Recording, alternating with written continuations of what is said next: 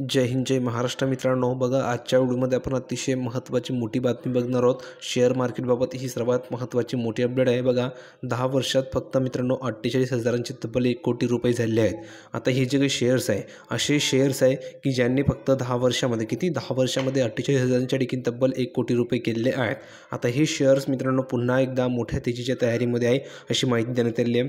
आता याविषयी तुम्हाला मी सर्व माहिती प्रोव्हाइड करतो, फक्त सर्वांनी व्हिडिओला लाईक करा, ज्यांनी चॅनलला सबस्क्राइब केले त्यांनी चॅनलला सबस्क्राइब करून ठेवायचं आहे।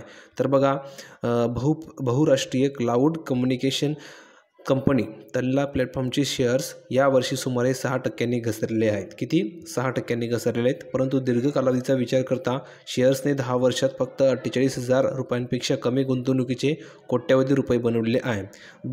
ब्रोकरेजला अजूनही शेअर्सवर विश्वास असून त्यांनी त्यासाठी खरेदीचे लक्ष दिले आहे। आता कंपनी आपल्या गुंतवणूकदारांना प्रत्येक शेअरवर 6 रुपये लाभांश देणार आहे। म्हणजेच आता गुंतवणूक करून अतिरिक्त नफाही मिळवता येईल।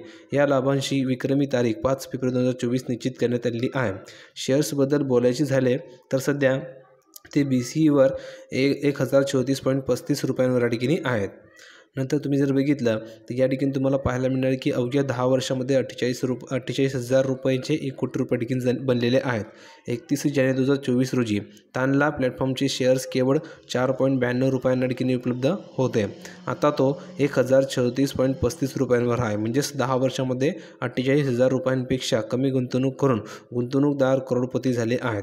शेअरच्या एका वर्षातील कामगिरीचा विचार केला तर गेल्या वर्षी 27 मार्च 2023 रोजी तो शेअर 506.10 रुपयांच्या एका वर्षाच्या निचांकी पातळीवर होता।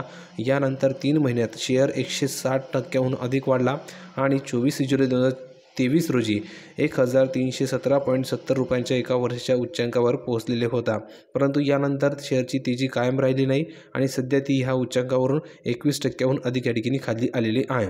तानला प्लॅटफॉर्मचा व्यवसाय एंटरप्राइज आणि प्लॅटफॉर्म विभागातील संत वाढीचा परिणाम डिसेंबर 2023च्या तिमाहीत कंपनीच्या महसुलावर झाला। इंटरनॅशनल लॉंग डिस्टन्स व्हॉल्यूममध्ये घट झाल्यामुळे एंटरप्राइजच्या कमाईवर परिणाम झाला आणि VI नेटवर्क महसुलात घट झाल्यामुळे प्लॅटफॉर्मच्या कमाईवर दबाव आला आणि ILDच्या किमतीत झालेल्या तीव्र वाढीमुळे त्याच्या व्हॉल्यूमवर परिणाम झाला। कारण एंटरप्राइजेस आता व्हॉट्सअप सारख्या पर्यायांकडेही लक्ष देत आहे।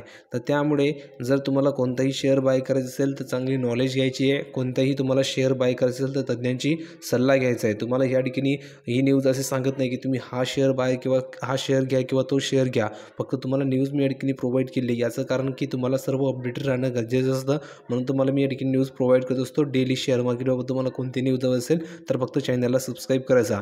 आता कोणता शेअर बाय करायचा किंवा कोणता शेअर घ्यायचा की नाही घ्यायचा हे कधी ठरवायचं, तज्ञांचा सल्ला घ्यायचा, ज्यांना चांगल्या ठिकाणी नॉलेज आहे त्यांच्याकडून माहिती घ्यायची आणि तुम्ही स्वतः सर्व रिसर्च करून सर्व या ठिकाणी ॲनालिसिस करूनच मग कोणताही शेअर बाय करायचा।